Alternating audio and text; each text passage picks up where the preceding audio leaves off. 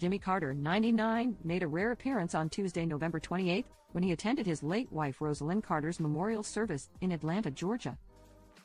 In new photos obtained by People, the former president, who entered hospice care in February, looked frail as he was spotted in a wheelchair at the event alongside other former presidents, including President Joe Biden, former President Bill Clinton, among others. As OK previously reported, Rosalynn, who died on November 19 at age 96, was diagnosed with dementia in May. She entered hospice just days ahead of her death.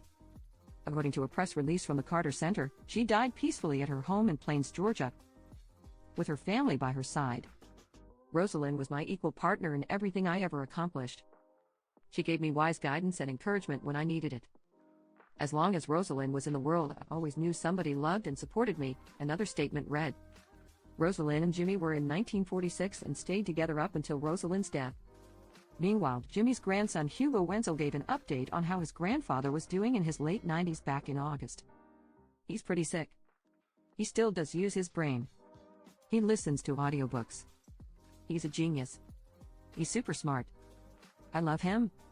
He always wants to be doing something with his mind, so he's trying to keep himself busy, but he is really sick and getting older, Wenzel told Entertainment Weekly. Now that the politician is receiving home hospice care, it's been harder and harder to see him, Wenzel admitted. My mom spends a lot of her time with him.